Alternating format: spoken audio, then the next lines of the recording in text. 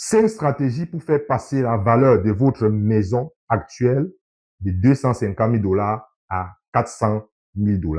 Dans cette vidéo, je vais vous donner 5 stratégies qui vont vous permettre d'augmenter la valeur de votre maison. Si vous êtes un immigrant qui avait une maison au Canada ou qui envisageait acheter bientôt une maison au Canada, je vous invite à regarder bien cette vidéo parce qu'elle va vous faire économiser des centaines de milliers de dollars et augmenter drastiquement la valeur de votre maison ou de votre future maison. Beaucoup de nouveaux arrivants pensent que, comme on le dit communément sur les réseaux sociaux, que la valeur de leur maison augmenteront uniquement avec le temps.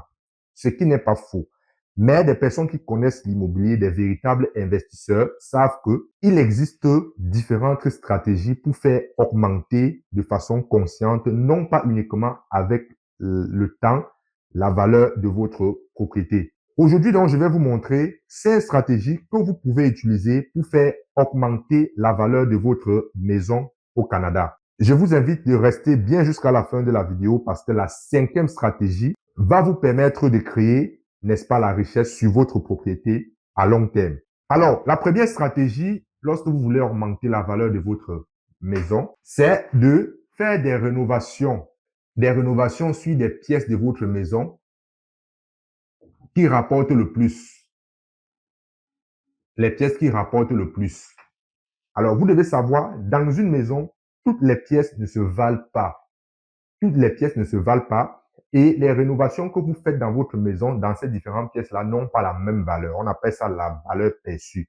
Je vais vous citer, n'est-ce pas, quelles sont ces pièces que vous devez rénover prioritairement si vous voulez augmenter la valeur de votre propriété. Il y a 2 pièces que vous devez bien faire attention lorsque vous achetez, que vous devez, même si vous avez déjà une maison, il faut bien les entretenir et les rénover régulièrement.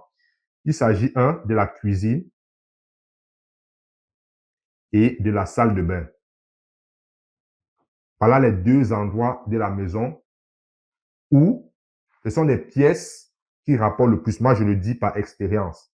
Lorsque les acheteurs arrivent pour acheter une maison, ce sont des endroits que les acheteurs prêtent le plus attention.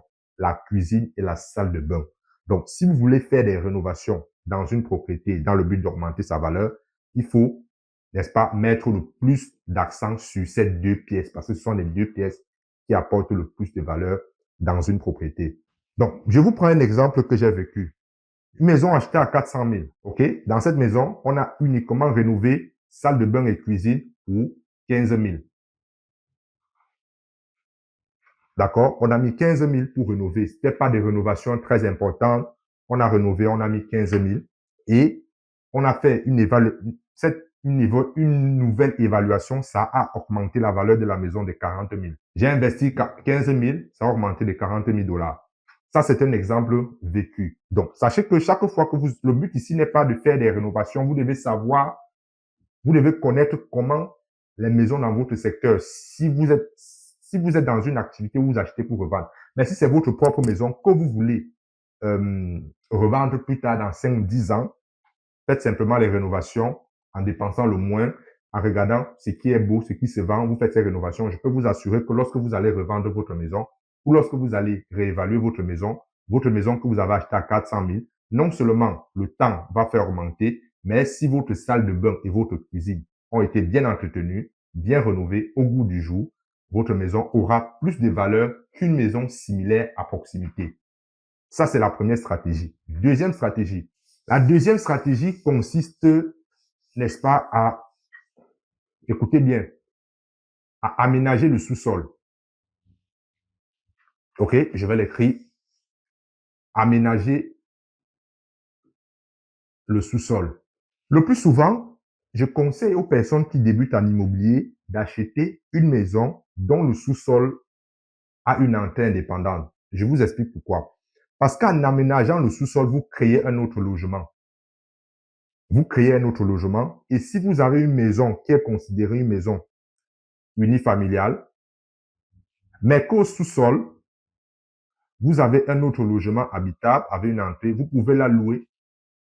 Et même si vous ne pouvez pas louer, une maison, si vous avez une autre maison similaire dans le même secteur qui n'a pas de sous-sol, votre maison aura plus de valeur. Si cette maison a été achetée, je ne sais pas, à 400 000 et votre maison achetée à 420 000 et que vous aménagez le sous-sol, une fois que le sous-sol sera habitable, votre maison peut valoir 500 000. Or, lui, plus une maison a l'espace, plus cette maison a de valeur qu'une autre maison similaire qui a moins d'espace. Donc, voilà une autre stratégie, aménager le sous-sol. Donc, si je me résume, la première stratégie et la deuxième stratégie, on a vu salle de bain, cuisine, et vous pouvez aménager un sous-sol en ajoutant une salle de bain et une cuisine dans le sous-sol pour rendre le sous-sol habitable et créer une entrée extérieure. Ça va faire augmenter la valeur de votre maison. Je ne veux pas trop aller sur les chiffres parce que la valeur des maisons varie énormément en fonction des secteurs. Mais sachez que si vous regardez bien les choses dans votre secteur, je vous donne de façon générale les éléments sur lesquels vous pouvez vous appuyer pour faire augmenter la valeur de votre maison. Mais ça ne se vaut pas. Vous pouvez, n'est-ce pas, mettre 15 000 pour rénover la salle de bain et une cuisine. Dans votre secteur, ça augmente la valeur à 40 000. Dans un autre secteur, ça augmente la valeur à 100 000, à 60 000. Donc, c'est quelque chose qui dépend vraiment du secteur. Quelqu'un qui aménage une salle de bain et une cuisine à Montréal aura plus de valeur que quelqu'un qui aménage une salle de bain et une cuisine, je ne sais pas, dans un coin dans le nord du Québec. Donc, ça dépend vraiment du secteur. Ça, c'est la deuxième stratégie. La troisième stratégie pour augmenter la valeur de votre propriété, c'est ce qu'on appelle l'aménagement extérieur. Les gens viennent visiter une maison, que ce soit pour la louer, que ce soit pour l'acheter, la première des choses qu'elles regardent, c'est l'extérieur. D'accord? C'est l'extérieur. Vous pouvez augmenter la valeur perçue de votre maison, donc la valeur de votre maison, en faisant un bon aménagement extérieur. Qu'est-ce que je veux par là dire? Lorsque les gens viennent, comme je l'ai dit, visiter une maison pour l'acheter ou pour la louer, c'est l'apparence extérieure qui donne la première impression à l'acheteur. Donc, ce que vous pouvez faire, vous pouvez refaire la façade extérieure et les portes et les fenêtres, la façade. Vous pouvez repeindre la façade extérieure ou réhabiller la façade extérieure, les portes et les fenêtres. Ça ne coûte pas cher.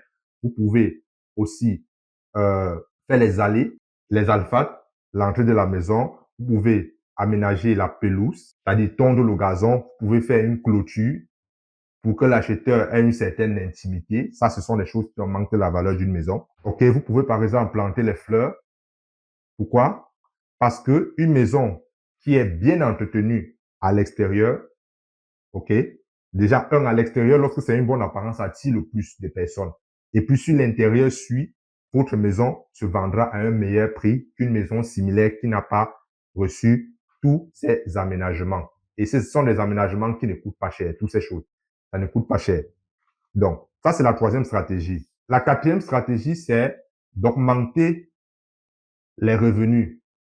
Les revenus augmentent également la valeur d'une propriété. Si vous avez une maison, comme j'ai dit tout à l'heure, OK, vous avez une maison avec un sous-sol, vous avez créé une entrée indépendante dans le sous-sol, OK, vous avez investi 40, 50 000 pour le sous-sol et que cette maison, ces sous-sols-là vous rapportent, je ne sais pas, 1200 $ par mois.